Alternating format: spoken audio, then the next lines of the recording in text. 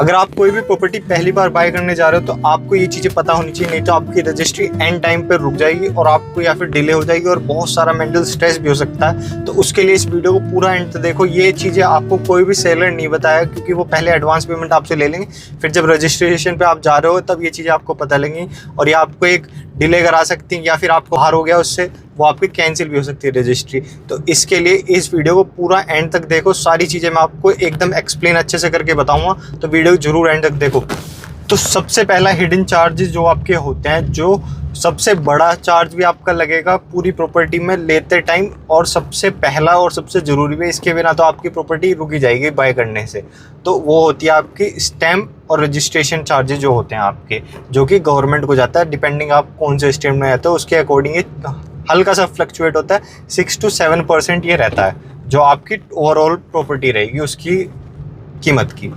जैसे कि for example आपने 10 लाख की कोई भी प्रॉपर्टी बाई करी तो आपको मैक्सिमम उस पर 70,000 की स्टैम्प ड्यूटी देनी होगी रजिस्ट्रेशन के टाइम, वरना आपकी रजिस्ट्रेशन कोई भी प्रॉपर्टी की नहीं होगी। वो गवर्नमेंट को जाते जाता है गवर्नमेंट टैक्स। जब भी आप कोई भी प्रॉपर्टी ले रहे हो तो वो 7% मैक्सिमम, किसी भी स्टेट के अकॉर्डिंग 6 भी होता है 7 भी होता है, तो 7% तो जाएगा। तो 10 लाख पे आपके एक्स्ट्रा 70,000 जाएंगे ही जाएंगे।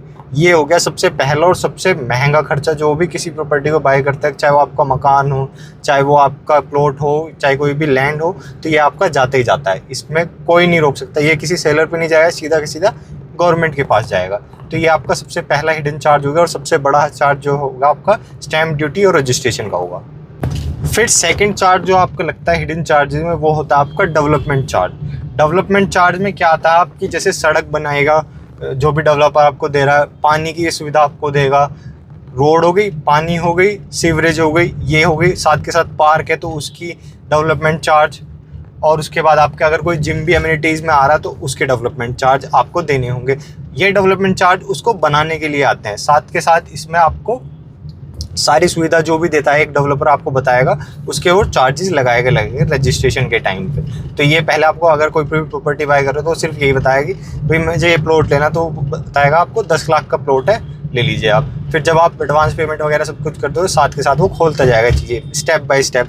अगर आपको पहले से नहीं पता हो तो ये आपका एक अलग से मोटा गुल्ला हो जाएगा जो आपको दिक्कत देगा और आपका बजट को बिगाड़ सकता है ये भी। तो डेवलपमेंट चार्ज में मैंने आपको बता दिया क्या क्या चीज़ें आएंगी आपकी। रोड आएगी, साथ के साथ आपका सीवरेज आएगा, पानी का कनेक्शन हो गया आपका, लाइटिंग हो गई, ये सब चीज़ें अगर आपकी कॉलोनी में लाइटिंग ला रहा हो तो उस सब का डेवलपमेंट चार्ज वो लेगा। और भी चीज़ें साथ के साथ बढ़ती जाती हैं वो अकॉर्डिंग उसके कि वो क्या क्या सुविधा आपको दे रहा है। साथ के साथ जैसे जिम हो गया या फिर पार्क हो गया, उन सब का डेवलपमेंट चार्ज भी वो आपसे लेगा।